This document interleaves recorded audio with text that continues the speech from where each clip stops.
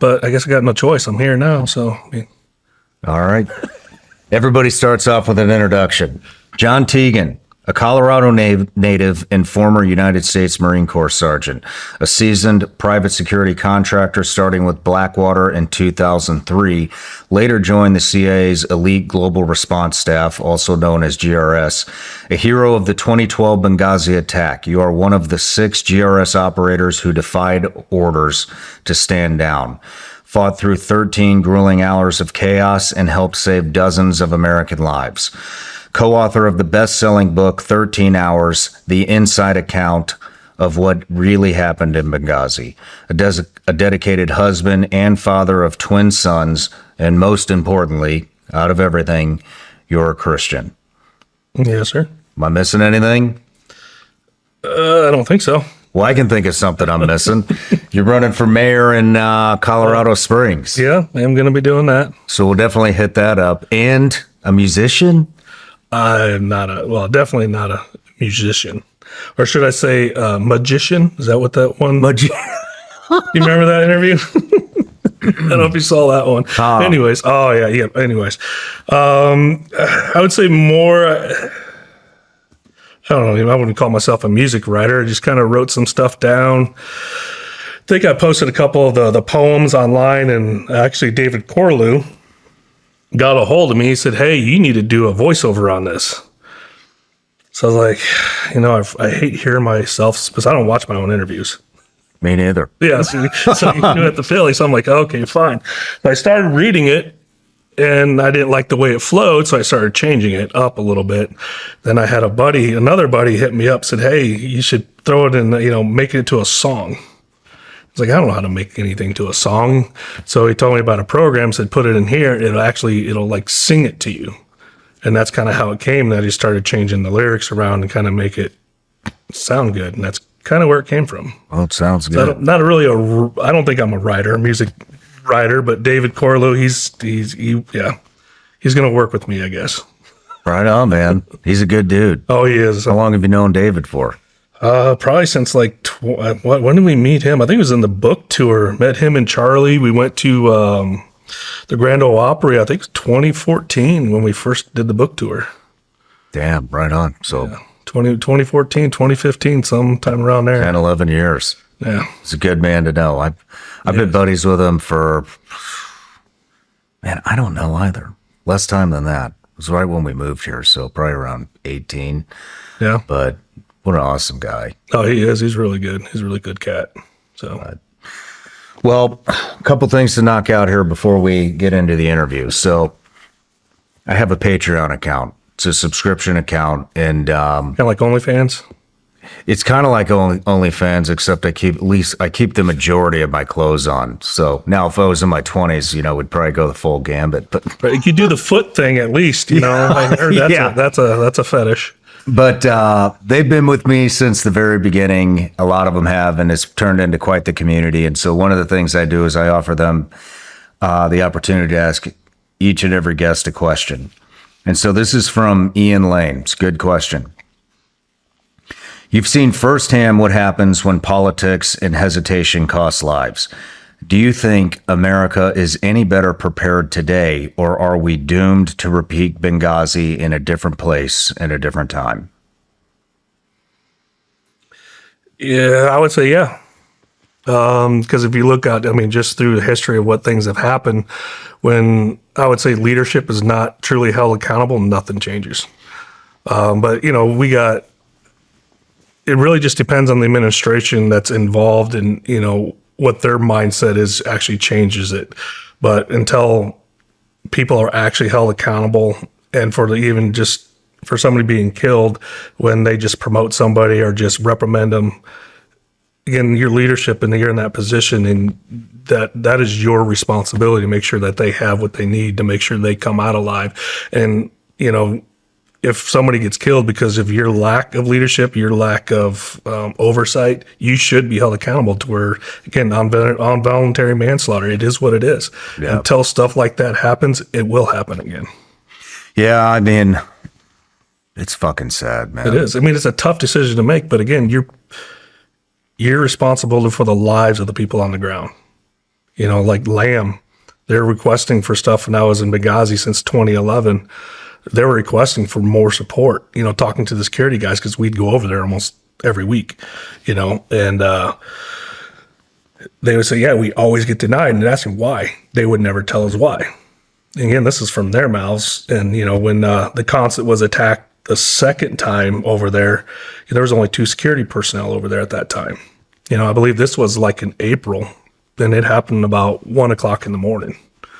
So I was there that night, so that's how I know. And we got told to stand down then. But again, when stuff like that happens, it's a security risk, there's failures, and you don't do anything about it.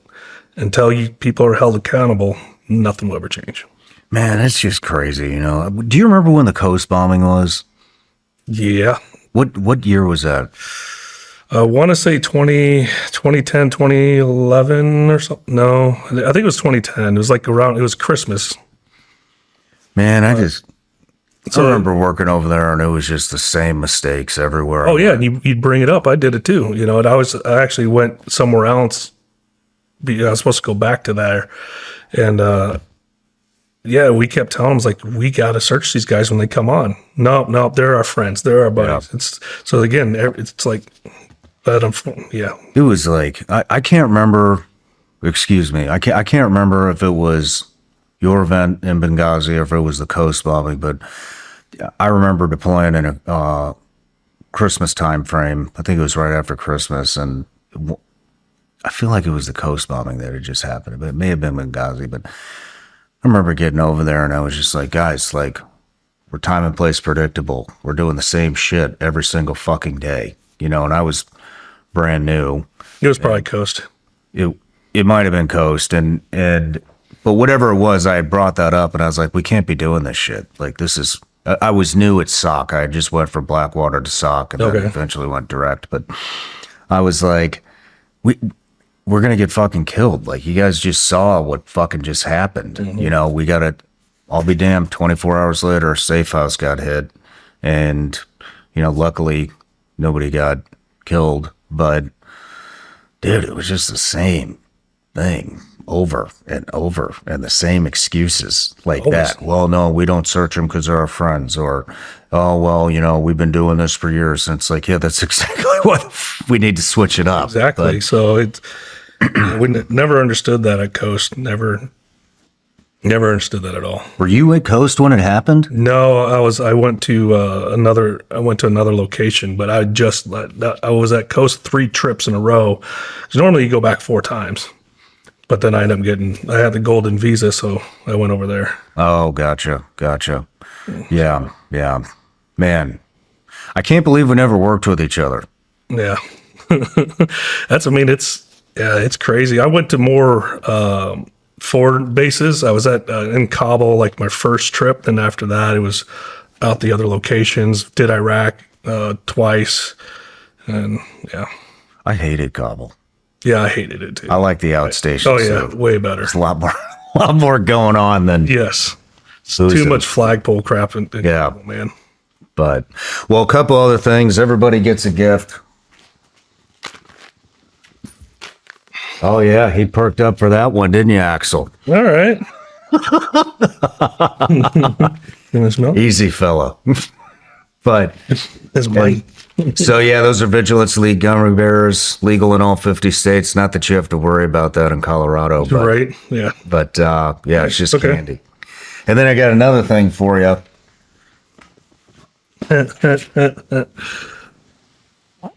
All righty. So I got a buddy over at SIG. His name's Jason, and I told him you were coming on, and he got all excited. And he wanted me to give you this. So that is the SIG P211 GTO. It is SIG's first 2011 style pistol, and they did a damn good job. I like the job. It's heavy, isn't it? I like it. I carry the Legion. You do? The 365? Yeah. Which Legion? The X. Oh, nice. Yeah, it's a big. It's about the same weight. I just like heavier guns, man. Feel that trigger, man. Yeah, they got the compensator up front. Redid their optics line. Hey, buddy. That is nice. Ooh, the reset's nice. Yeah. That's crisp. It's good to go. I like that. Not that you need that with this guy running around you all the time. You know, he's Although I don't he's know. a very good deterrent. I'll bet he is. He's got my ass in line, that's for sure. Oh, this is sick. Appreciate it, man. Yeah, That's man, awesome. you're welcome. You're welcome. We'll break it in on a break. Right? Heck yeah. This will be my first one. Nice. Yeah, I got the compact and the X, and now I have this one. Nice. Nice. I like SIGs. Me too, man. Me too. They make a great firearm. They do. But all right. So let's get into the interview. So like I had mentioned. Oh, I thought we were done. Thanks for coming. Yeah, so like I said, I want to get into my favorite thing to do. My bread and butter is to do life stories on gentlemen like yourself. And so do a life story, get into your military career, how you got into contracting, GRS. I would love to talk about, obviously, what happened in Benghazi, and then everything that you're doing now, including running for mayor. Okay. So where did you grow up? Well, I was born in Cedar Rapids, Iowa. So I lived there pretty much until about third grade or something like that. So, and that's actually where I wanted to join the military. Not really having the good, get structured family life. You know, mom worked at a bar, just all that stuff. So she was there, never really there at night, and always slept during the day. So I guess it was kind of fun. But oh yeah, I guess yeah. Maybe some stories I probably shouldn't say on here as a kid. But so there was a Army recruiting station across the street, and we lived like on the main Ave. Not for a long time, but one of the main was on the main Ave. So right across the street was a recruiting station. So to and from, usually from school, I'd always go there because, you know, parents went home anyways. Plus they always had snacks and posters and, you know, patches they'd always give you. Yeah. So I always hang out there. And so that's kind of, but it was with the Army. And it was actually, I wanted to fly the Apache helicopter. No kidding. Yeah, that thing was just badass, man. You know, then plus Airwolf was out, I think, at that time too. So if you don't know what Airwolf is, yeah, you know, go look it up. But TV show. But anyway, so, unfortunately, about fifth grade, I had to start wearing glasses. So, yeah, that's kind of when I was Done. decided, I was done flying. I'm like, no, can't fly. But no, so I grew up in Iowa. Did a lot of stupid stuff as a kid there, even young. We used to jump trains, Used to do what? jump on the trains to go from like one part of the town to the other because like our cousins lived on like the south end. We lived on the north end kind of thing. So the trains they go like 10 miles an hour. They weren't hauling ass. So you just jump the train. We knew the schedule. Again, you're looking like at third grade. Damn, dude. Yeah. Damn. So Cedar, I mean, it's a pretty good sized city, and go on the other side. Time get late, you knew the train was coming. You had to get on the train. Otherwise, you had to pretty much walk back, and it sucked. Damn. Sometimes the family would give you a ride back, but not always. They're kind of douchebags in a way. Was your dad in the picture? No, he left. I think when I was born or something like that. Have you met him? Yeah, I think I finally met him the first time, like in sixth grade. I think is what it was. Holy shit. What was that like? And just, it was awkward. It was weird, but, I actually went out. I think it was, might have been fifth grade. I think I met him the first time. But anyways, I went out there one time and I was going to try to stay out there and live, but that didn't turn out very well either. Why not? It kind of goes back to, growing up, getting violent, kind of being physically abused and stuff like that as a kid. So when I went to my dad, kind of on a different kind of scale, but he kicked me one time because I spent $2 more than I should have. And I said, I'm not going to live here. I could just go back home. At least I got more of my friends. So, because at the time he was in California. So then kind of went back from California back to Colorado. That was in seventh grade. You were physically abused as a kid? Mm-hmm. By who? 3 different people. Adults? Yeah. Well, no, I'd say one was more of This was the first one. It was in Iowa. I would say kindergarten time frame, but it was our babysitter. What happened? I don't know if we're really going to detail into it, but she would just kind of just do things, I guess. Sexual? Oh, yeah. Yeah. Holy shit, dude. And then, the physical side was more from our stepdad. You know, he'd beat the shit out of us. Sometimes he'd come home drunk, and if he had a bad night, pull us out of bed and whip our asses. I just remember the belt, and it had metal rings in it. So he said he used it because they with the holes because it'd fly through the air faster. So Just for no reason. yep, just had a bad night, or we left dishes in the sink or something like that. Jeez, dude. Who was the third? Well, the other ones was more of a sexual abuse kind of stuff, but you know, my mom's boyfriends used to pretty much hit all of us. You know, I mean, we were unruly for the most part, but How many brothers and sisters do you have? I had one older brother, older sister, and a younger sister. And they all got it. Not my younger one. I don't think she really did. What about the sexual abuse? I don't think they did. I think it was just me. So, yeah, and the other one again was in Iowa as well. It was again a close friend, and then the last one was in Colorado. I think I was going into 5th grade. Jeez, Tig, you had 3 different fucking sexual abusers by 5th grade? Yep. 2 of them the family didn't know about. They only knew about the last one. What The did other they 2 do? never got caught. What's that? What did they do? So how that guy got caught, we were up in Gold Camp Road in Colorado, and actually my cousin was there, and the guy, you know, he bought his liquor. He was a stock car driver or something like that, one of those little short speed track racers. So he was pretty well known, I guess. We didn't really know because it was like our second year being in Colorado for the most part. And but anyways, so we were up there, and he started playing like a truth or dare game, and he's like, you know, truth or dare. I can't remember exactly what it was, but I think he pulled his pants down. That's when my cousin grabbed me, and we took off. You know, people in Colorado know where Gold Camp Road is. You know, we pretty much went from Gold Camp Road and we hiked it back to Manitou Springs, and had the cops called, and that's kind of how that went. But come to find out, he was doing that to a couple other kids, but they let him off saying there was not enough evidence. Do you mind if we dive into this a little more? Go ahead. You know, it's just, I totally wasn't expecting this to come up. In fact, when we just reviewed the interview, he said, "Oh no, he had a great childhood," and but you know, I can't believe how common this is in people's childhood, and you know, I found it out through interviewing.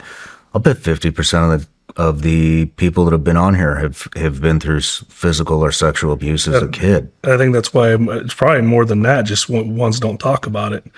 You know, like if you look in the military, a lot of I bet you majority of them that had a semi-rough childhood were probably abused in one way or another. I mean, in out of that, I mean, there's only so many. A lot of times this will come up after the interview or before the interview, and they don't want to talk about it because they've made amends with the abuser or whatever. But I mean, so anyways, kind of where I'm going with this is, you know, I've learned like how common this is through interviews, diving into childhood, and it just keeps coming up, and it's always. Almost always as a shock because it just comes out. And so I hate hearing that. And I started diving into child sex exploitation and child trafficking and abuse and all that stuff, and kind of exposing how common it is. It's bad. In today's society. But you know, what I want to ask is if you don't want to go into detail, that's fine. I totally understand, and I'm not going to press you on it. But you know, one of the things that I like to do, because we've had so many of these stories come out, is talk about, you know, kids that are in that predicament right now as we're sitting here talking. Yep. You know, and fuck, man, 3 abusers by the time you're in 5th grade. Yep. How do you get? I mean, well, I mean, the first 2 you don't really think anything's wrong. Honestly, I mean, hell, I was so damn young. I don't know if anything's wrong or not.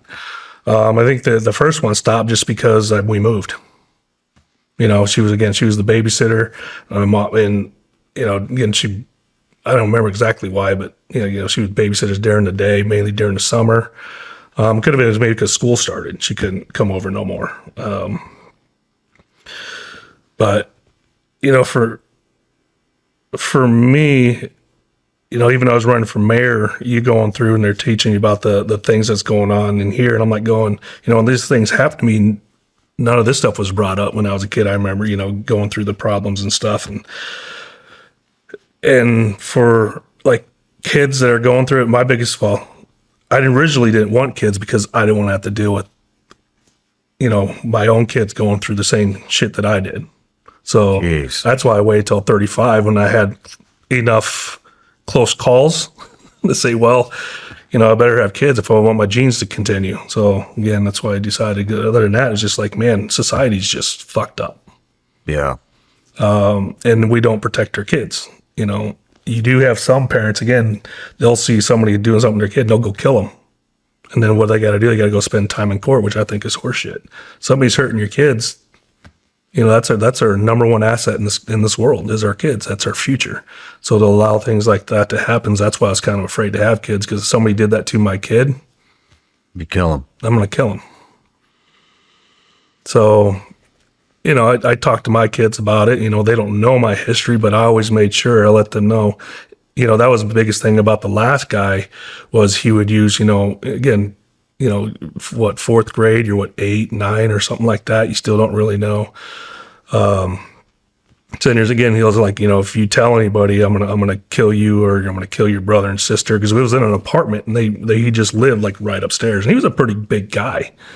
You know, he was bigger than my mom's boyfriend. So, you know, as a kid, you don't know. So my biggest thing is telling my kids, if anybody ever tells you to keep a secret, let me know, because you know who I am. I'm gonna kill them. I got no problem telling my kids that. That way they don't have to fear somebody else. Jeez. So with the sitter, was this like an everyday occurrence, or every time she babysat? Every time. So it was pretty much just during the week. How? I mean, what would she say to you? Would she say, "Don't tell anybody, or I'll kill you"? Yeah. They all said that. Don't tell anybody. That's the biggest thing about telling your kids. Anybody tells you do not tell anybody, there's a problem. Especially as a kid. You shouldn't have to have a secret as a kid. Jeez. So again, that's just parents actually having those conversations with their kids just to make sure. You know, even going back to the whole crap that they're teaching kids in school, forcing that LBGT, all that hidden stuff. Same thing. If anybody says don't tell you should be telling your parents, because they're doing something that is wrong, period. Did you wind up telling anybody? About the first 2, no. And the second guy was upstairs in an apartment? No, that was the third one. Who was the second guy? That was in Iowa. He lived down the street, and I just remember it was that would only happen twice only, but it was just because I spent the night. He had a kid the same age and stuff like that, and you know, I think they worked in the bar with my mom or something like that. So, And the third guy lived above you? yeah. How would that happen? So he had again they say they're going to take us to the racetrack or something like that, and that's when it would happen. Or again, he said he could watch us or watch me. He never did anything with when the other kid brother and sister were around, but so he had a used car lot right on not Fillmore, right on Platte, kind of really close to Union. The building's still there, but obviously he's not. But that's where, again, that's when things would happen mainly there. So I try to not go, but again, sitting there telling you, don't tell your parents or I'm going to, kill you, kill them. So you don't tell them why you don't want to go. And so sometimes you still had to go. Shit, dude. So. And physical abuse. Fucking A, man. Yeah, there's people who've had worse than me. But that's probably why I was so kind of protective, I guess, and violent growing up. So, Who are you protective of? just like other friends, other people being picked on and bullied and stuff like that. So, Did your mom have any idea that this was going on? no, but I do. So when she finally, well, when everything kind of did get out in the open, the cops are called and all that. I do remember when I think I took off. When was this? I might have been like in 8th grade or something by now. You know, as a kid, we don't really have a curfew or anything. And I think I was out and I remember coming back and I was coming in through the garage, and usually they're up and partying almost all the time. So they were up. I remember, I don't know why they were talking about it, but I know my sister was there talking to my mom about it. And, you know, she was kind of, you know, because I was getting in a lot of trouble. And my sister was probably, you know, trying to explain to my mom, I was like, well, it's probably this stuff. You probably need to go see somebody. And I just remember her sitting there saying he needed to quit using this as an excuse and just get over it. Your mom said that? Mm-hmm. Of course, they didn't know I was out there. And then I was just like, I just kind of said, fuck this. And I just took off and went to my best friend's house and just stayed there for a few days. Jeez. Are you close with your mom now? No, I really haven't talked to her since like 2000, maybe 4 or 5. Why did you quit talking to her? That's another story. So got a stepdaughter. I'm on my second marriage, but my previous wife and had a stepdaughter, and she was getting into a lot of trouble and just kind of doing her own thing for the most part. And we were disciplining her and came to a point, I think her mom she was in Kuwait at this time. And so I was kind of at home and we are getting ready to go back to Kuwait. Because I think I came back to pick her up to bring her back to Kuwait. It was, you know, something like that. And well, she was constantly running away and stuff like that. And one time she just kind of disappeared. So we're calling my younger sister, my mom, trying to figure out where she might be, calling her friends. Well, got a hold of her friends, and her friends were saying that my sister was picking her up from school every day. So this is why her grades were failing. So he called her and said, do you know where she is? And she's like, I haven't heard from her, yada, yada, yada. Well, me and my buddy went over there at night and just kind of went around her house because we just kind of assumed that's probably where she was. Sure enough, we heard her voice in there. And so we called the cops. Cops came. I just remember my mom coming in. She didn't say hi or nothing to, you know, me and my buddy at all. You know, the cops just sitting there as we're talking, explaining what was happening. And, you know, my mom just comes walking by really fast, and cops like, who's that? And that's my mom. You know, she's not even say anything.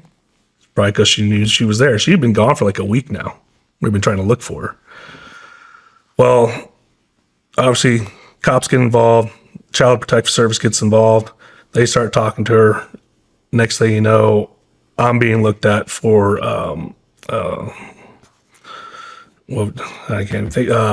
for molesting stepdaughter. What? So they had convinced her that if she told them that I was touching her, that she could leave and come live with them. And that's when I was like, fuck you, I'm done talking with you guys. Because that does more than what they think they thought it would do, because that destroys somebody's life. This is when, again, I was getting ready to actually start working with the Blackwater and all that, doing all my background. You get something like that, you're done. Jeez. So life insurance isn't exactly a fun topic, but it's one of the most important. I'm always looking for simple, stress-free ways to make sure my family is protected. Fabric by Gerber Life makes it easy. Fabric by Gerber Life is term life insurance you can get done today. Made for busy parents like you, all online, on your schedule, right from your couch. You could be covered in under 10 minutes with no health exam required. If you've got kids and you're young and healthy, The time to lock in low rates is right now. There's no risk. There's a 30-day money-back guarantee, and you can cancel at any time. Join the thousands of parents who trust Fabric to help protect their family. Apply today in just minutes at meetfabric.com/Sean. That's meetfabric.com/Sean. MEET fabric.com/Sean. Policies issued by Western Southern Life Assurance Company, not available in certain states. Prices subject to underwriting and health questions. Sleep is one of the most important parts of my health, both mentally and physically. Since getting my Helix mattress, I've noticed a huge difference. Before, I never felt fully rested. Now, I'm sleeping through the night and waking up refreshed, and it's made a real impact on my life. If you're looking to upgrade the quality of your sleep, now is a great time to try a Helix mattress. Helix is the award-winning mattress brand, and it's recommended by many for improving sleep. Helix is made to fit your body type and your sleep position, and they can recommend which mattress will work best for you. And right now, you can save when you decide to buy your own Helix mattress with this offer for my listeners. Go to helixsleep.com/SRS for 25% off site-wide. That's helixsleep.com/SRS for 25% off site-wide. Make sure you enter our show name after checkout so they know we sent you. helixsleep.com/SRS. How would you internalize all the abuse as a kid? It's just kind of one of those things that you can't control it. You know, one thing I knew wasn't my fault, so I never had that, never felt anything like that. My thing was just like, where was the protection that you're supposed to have? Where are all the adults? You know, especially after when they let the dude off, and I was just like, this is just fucked up. You know, it was just this when I kind of knew like I had to be my own protector, and pretty much from that moment on, I was. When did you realize it was wrong? When my cousin yanked me out of the car. And I think I kind of knew because I didn't want to go anymore. But again, I didn't know what to do, what to say to anybody. So I think during that time, I think I knew it was wrong. But why did your cousin yank you out of the car? He was 2 years older than I was. And I think he's just kind of like, you know, like, yeah, fuck you. Plus, he's kind of part Indian, so he has that mentality. Damn, man. Damn. So what did, you know, where I'm kind of going with this is there are a lot of kids out there that go through this. I have no idea how many, but it's an overwhelming amount. And, I mean, one is too many. What advice do you have for kids that are dealing with this right now? Find somebody to help you until you do, honestly. If you don't trust your parents, you know, again, you can call 911 and you can tell them. Find somebody. Damn, man. But a lot of the problem is that there's so many people that cry wolf out there that it hurts the true people. It really does.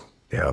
Yeah. So again, don't, just because somebody's, I guess, you don't like them, don't do that shit to them either, because it destroys their lives. Man, I'm sorry I had to go through that. I mean, I would like to change things, but it also made me who I am. So it's kind of hard to say, would you? Yeah. You know, because I may went a whole nother direction, did something else. And so. Damn. Would you talk about it with your siblings? Any of the abuse? Mm-mm. Sexual or physical? No, we talked about getting beat by our stepdads and stuff, and how he was an asshole. Did you ever stand up to him?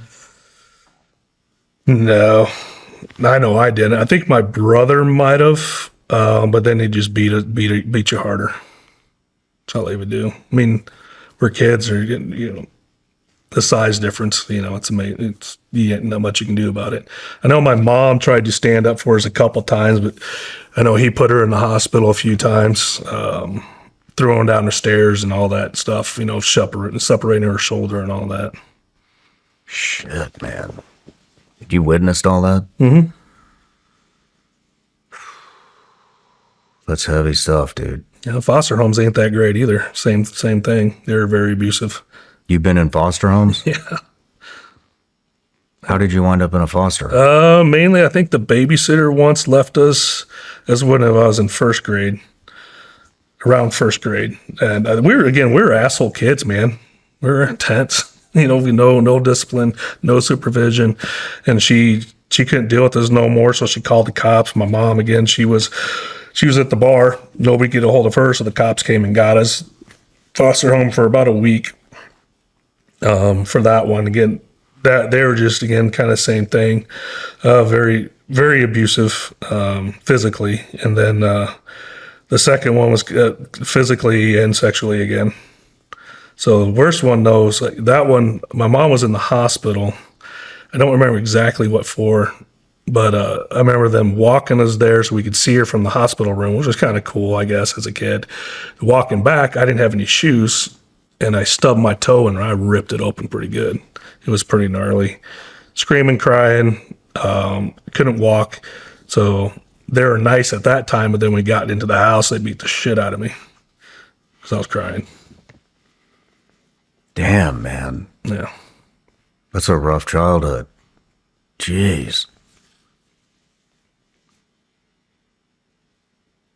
What got you interested in the military? Was it an escape or? Well, again, I think I already kind of had it from the recruiting station. Just kind of seeing them, compared to my own family life, seeing how they portrayed themselves, I guess. Yeah. And that's kind of what I wanted. But again, how I kept wanting to do it from pretty much, you're looking like second, third grade time frame when this is going on. And then still wanting to do it, all through all the other stuff. I think I just always wanted, I did like a lot of reports in high school on Vietnam War and stuff like that. Did a lot of look into that, how they fought and stuff. And it just always intrigued me. What's your relationship like with your dad now? Is it non-existent? Do you guys No, he lived with me for a long time. And he was actually watching one of our house when we were overseas doing a lot of contract work and stuff like that. But then I got divorced in 2023, and then he's kind of out on his own now. So pretty much about like 2006 till 2023, he lived with us.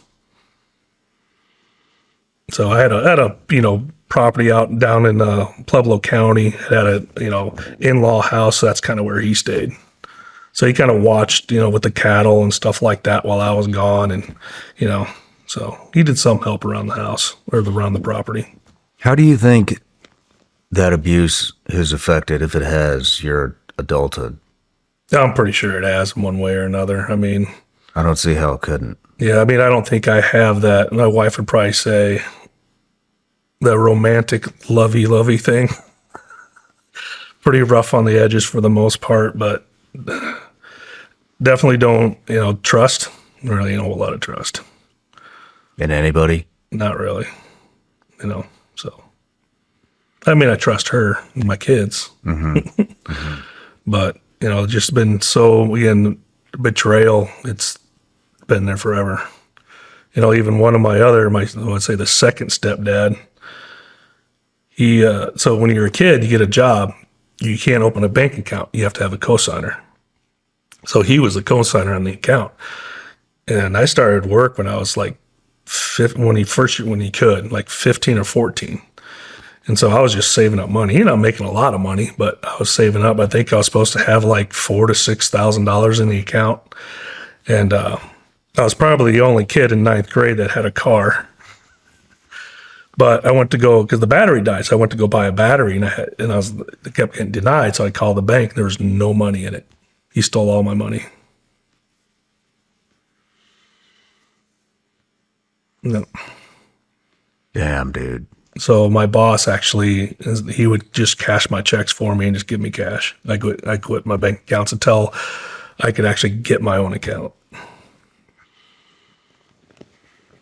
What are your relationships like with the rest of your siblings? We talk here and there, but they don't. I don't talk to my younger sister. She was part of the whole problem with the stepdaughter. My older one, she lives in Ohio, and then my brother, he works for the post office, so he's always working. It's kind of like somebody in the military. You just never see him.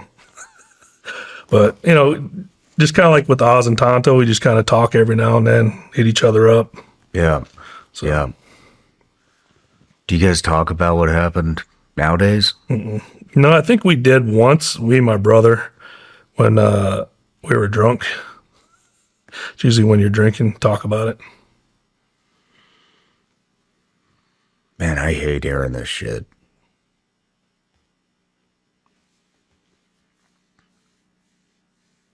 Didn't expect that, did you? So. Not at all. Not at all. And I'm glad we went there, so thank you. Again, my thing is, so I used to kind of keep almost everything to myself, but you always hear you got to tell your story because, somebody else is probably going through it. They're going through something worse. They don't know how to deal with it. Don't know what to do, especially with kids. Yeah. So my biggest thing is, my best thing to do is tell it because more kids might hear it because of who I am and more, again, likely to finally say something is happening and it shouldn't be happening.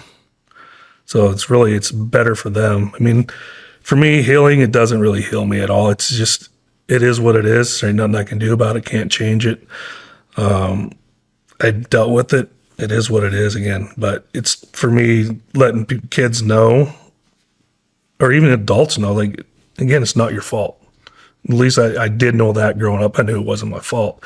But talk about it, get it out. Otherwise, that demon is just going to destroy you. And for kids, find somebody to protect you. Talk. Tell somebody it's happening. There's nothing wrong with you. It ain't, just make it in. Stop it by telling somebody. What were your grandparents like? My grand. Oh, is this a generational thing? That's what I'm getting at. I don't think so. I mean, my grandpa, he World War II vet. My grandma, they were just stubborn people. That's on my mom's side. I didn't really know my grandma. On my dad's side, I knew my grandpa. He was a Christian guy the whole time, that I've known him or knew him. My grandpa, he was just a stubborn old guy, just a mean, grumpy guy. Sounds like my grandpa. Yeah. This dude, oh my God. I don't know how he lived as long as he did either. He was in so many accidents. He fell down. So he worked at Quaker in Iowa. He fell down an elevator shaft, down all the pipes down below, I think 4 stories. Lived, walked out.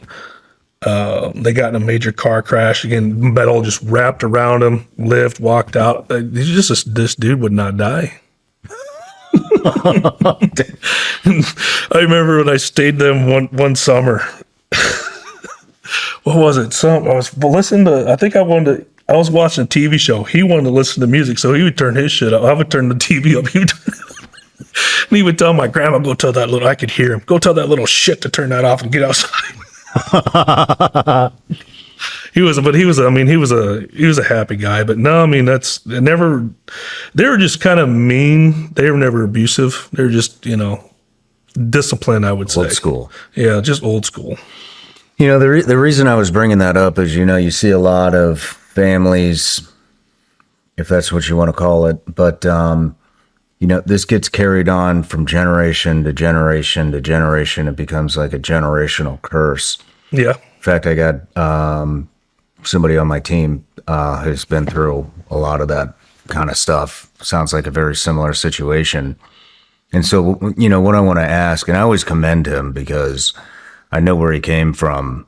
And, I guess I can't say I know where he came from and know what it's like to go through that because I was fortunate. I didn't have to go through that. But I always tell him how proud of him I am that he broke the curse. Yeah. And that his kid is doing awesome and won't have to experience any of that. Yeah. I think for a lot of people that do it, that's a lot of their fear, I think. So what I want to ask is, and that's why I was asking about your brothers and sisters too, to see if they were able to break that. And So with you, I just want to ask, what does it feel like to break that in the family lineage? I mean, knowing my kids, it feels great knowing my kids have to go through that. I mean, it's something that I'm glad they never have to experience. But a lot of times when you do break it, if you never talk to them about it, it can come right back. So I think that's all. It sucks to have to talk about it, but talking to your kids about it, even if because you don't know if they're going through it or not. I guarantee my mom had no idea, obviously. So I think having those conversations with your kids and letting them know, like, hey, people shouldn't be touching you here, touching there. And if they say don't tell anybody, you better tell somebody. Regardless if they threaten your life or someone else's life, because they can't do nothing to you. Yeah. I guarantee it, they can't. It's just an empty threat, especially knowing what I know now. Man.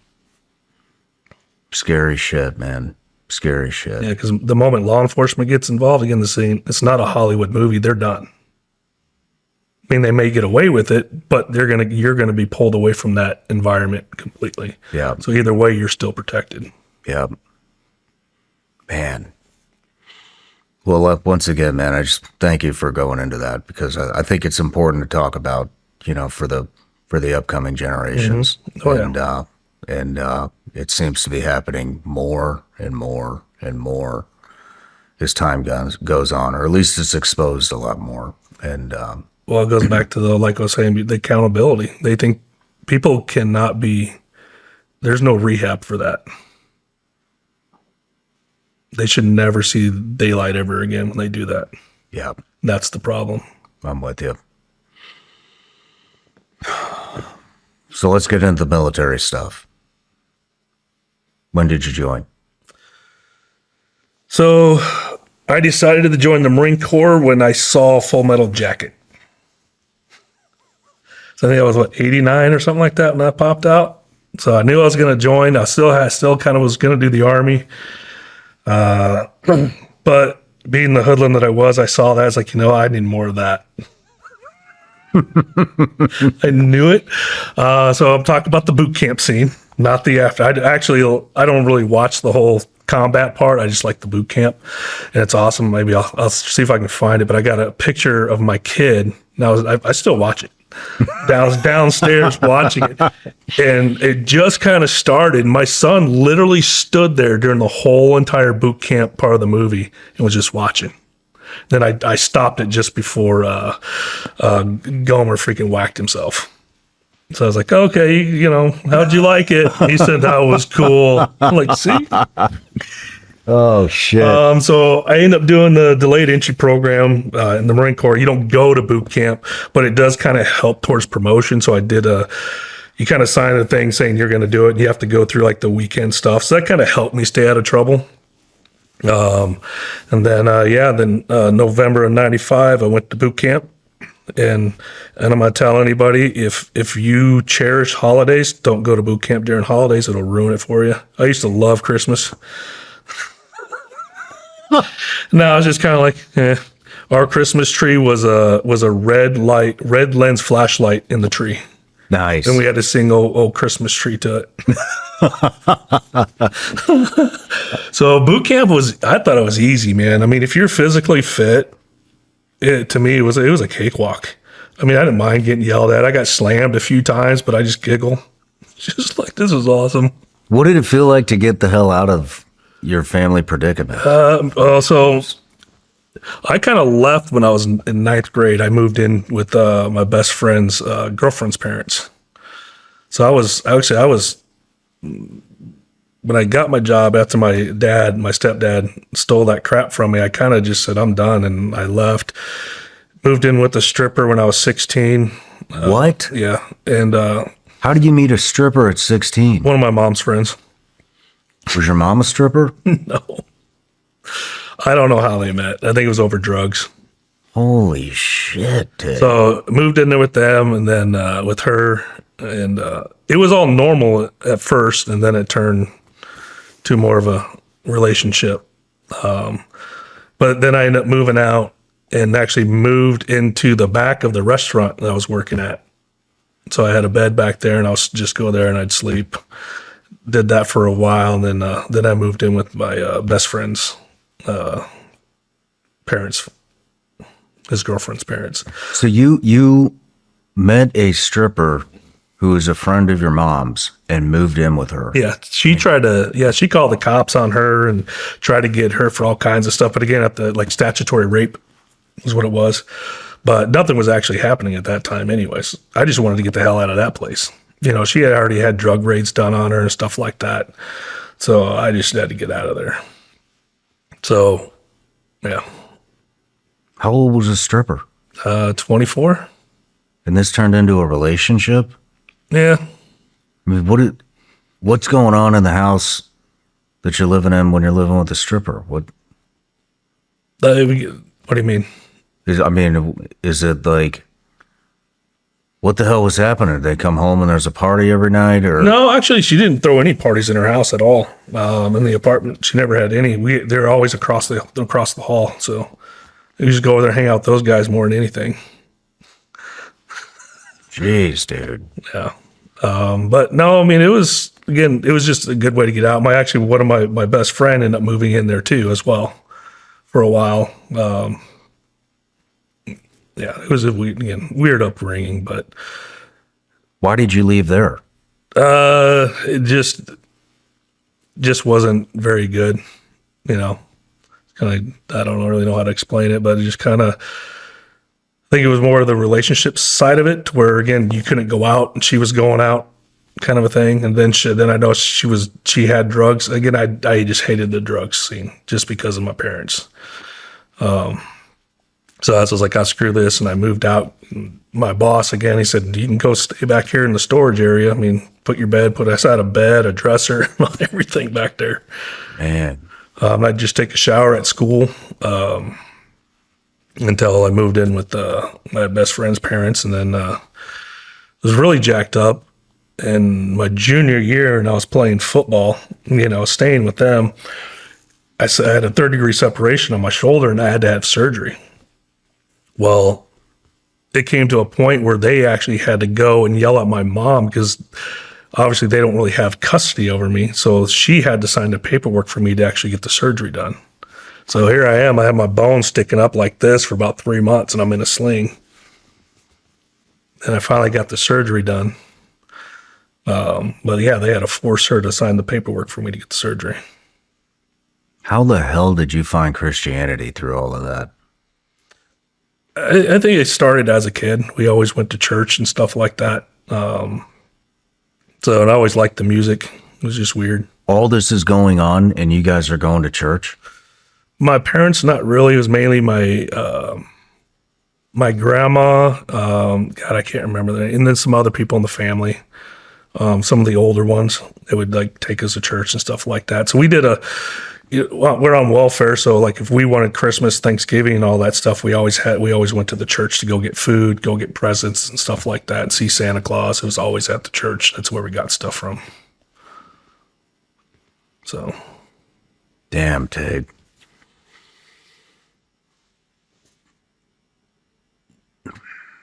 But, I always believed in God and Jesus, always didn't really understand it. Got baptized as a kid. The second time I did it because of a girl. Man, whatever it's worth, man, I'm just really proud of you and getting out of that shit. I mean, a lot of people never make it out of that. And I think I had one, so getting in a lot of trouble. I had to go see counselors and crap. I remember my mom was inside. This is before they had the white noise machine outside the counselor's office. I remember the office building was. It was on Academy.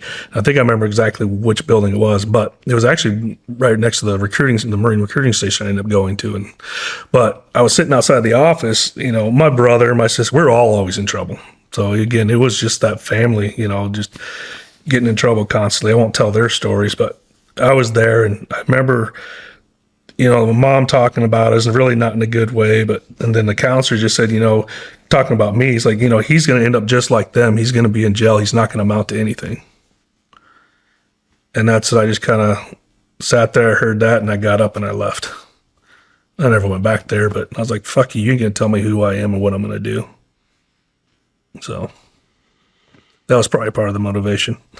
But I still got in trouble, but I also kind of knew that fine line of what you could do and what you shouldn't do. So How do you think you learned that? just from other people around you, what kind of, the crap they got into, what would happen to them. So I just learned like you can only push things so far. Like I never like got into, robberies and stuff like that. As this, I don't know why this just popped in my head. So in Iowa, when it was before I got into first grade, we had moved to this new house from the other one that I had the babysitter at. I would sneak out like at midnight before first grade.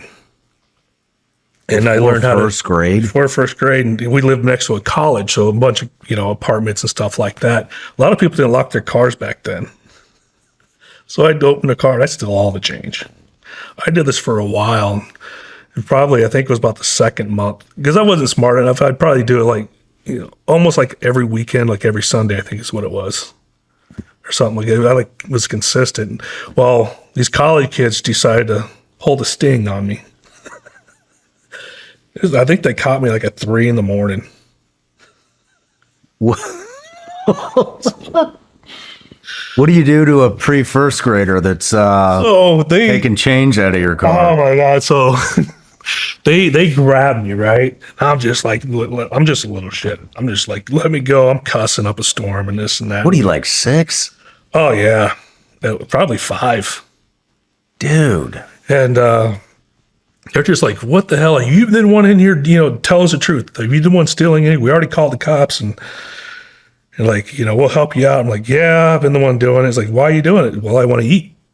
Because again, a lot of times we usually go to the grocery store and steal food from the produce section. We got kicked out of Hy-Vee a lot just because we'd sit there and eat. At least I did. Especially the strawberries were good. And then they're just looking at me like, are you serious? Like, yeah, usually I just go buy food with it. So when the cops got there, they said, oh, no, he wasn't. They told him that I was out wandering around. They didn't tell me they told me don't ever do this again. And I didn't. Damn, Tig. But no, the cops got me. They brought me back to the house. And I learned to lie pretty good. And my mom and the stepdad, like, what the hell are you doing? What's going on? I just started wanting to go for a walk. So I got my ass beat, but not as bad. Just a couple spankings, a couple slaps, not the normal beating. So it wasn't too bad.